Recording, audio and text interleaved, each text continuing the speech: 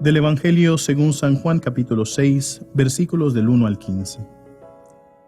En aquel tiempo, Jesús se fue a la otra orilla del mar de Galilea o lago de Tiberíades. Lo seguía mucha gente porque habían visto las señales milagrosas que hacía curando a los enfermos. Jesús subió al monte y se sentó allí con sus discípulos. Estaba cerca la Pascua, festividad de los judíos.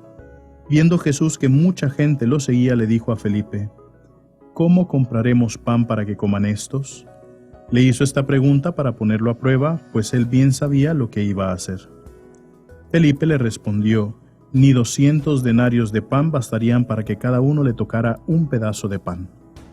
Otro de sus discípulos, Andrés, el hermano de Simón Pedro, le dijo: Aquí hay un muchacho que trae 5 panes de cebada y 2 pescados.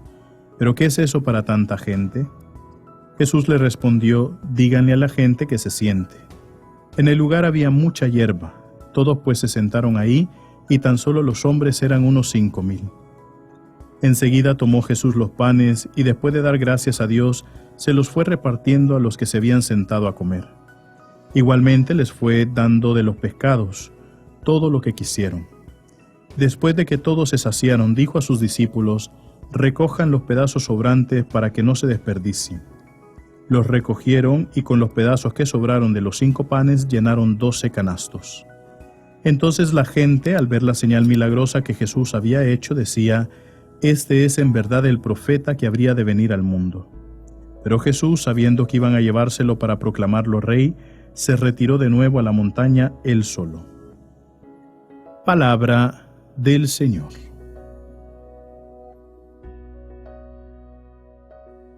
Queridos hermanos, el día de hoy, 29 de abril, estamos celebrando a Santa Catalina de Siena. Ella nace en el año 1347 de papás muy devotos y ella desde pequeña desarrolla un profundo amor a Dios y una piedad y una devoción inmensa. Se dedica mucho a la contemplación, se dedica mucho a la oración, se dedica mucho también al servicio de la iglesia. Fíjense que en aquel momento, en los años 1300, siglo XIV, ¿verdad? Había un gran problema en la iglesia. Es el problema de la sede del Papa. Nosotros todos sabemos que la sede del Papa o el lugar donde vive el Papa es en el Vaticano, en la ciudad de Roma, ¿verdad? Y es lo que ha sido la tradición siempre. La iglesia de Roma siempre ha sido considerada como la principal. Pero en ese momento había mucha pelea, había mucho conflicto. Es más, en ese momento es cuando nosotros históricamente llegamos a tener la información de que hubo un momento en que existieron hasta 3 papas, ¿verdad? Claro, papa solamente puede haber uno, ¿verdad? Y entonces había el conflicto entre que el papa no vivía en Roma, sino que vivía en un lugar de Francia que se llama Aviñón, y Santa Catalina de Siena le escribía cartas al papa rogándole que regresara, sabiendo de que en Roma pues era su lugar, independientemente los problemas, los conflictos, los obstáculos, las dificultades que le tocara vivir, el Papa tenía que estar en Roma, ¿verdad? Y a través de esa insistencia, ese deseo también de servir a la iglesia, es como a través de la intercesión y la ayuda de Santa Catalina de Siena es que el Papa regresa también a Roma en esa segunda mitad del siglo XIV.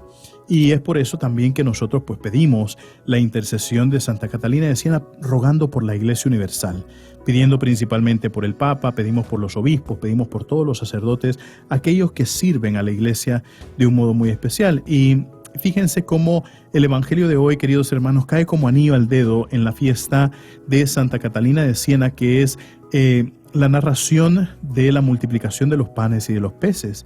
Ahí nosotros vemos la necesidad que identifica a Jesús al momento de estar predicando después de 3 días, ver cómo la gente ya no tenía nada que comer y cómo pues Él siente esa compasión, ese deseo, esa misericordia de darles incluso de comer materialmente. Aquí nosotros vemos una prefiguración de la Eucaristía y vemos cómo la Eucaristía la reparte a todos y la Eucaristía es abundante. Queridos hermanos, uno de los regalos de la Pascua, de la resurrección del Señor, es esa Eucaristía que nunca nos va a faltar a nosotros. Siempre que nosotros vayamos a una iglesia, siempre que participemos de una Santa Misa, sabemos que ahí habrá Eucaristía. Ahí habrá alimento espiritual, allí habrá reconciliación del alma, allí habrá banquete eucarístico. Y es por eso que nosotros también tenemos que alegrarnos de que siempre podemos participar de ese gran banquete que nos va a ayudar a mantenernos siempre fieles al Señor y saber de que en esa fidelidad al Señor nosotros vamos a buscar siempre el bien del prójimo. Recuerden, mis queridísimos hermanos, nosotros somos lo máximo para Cristo. Así sea.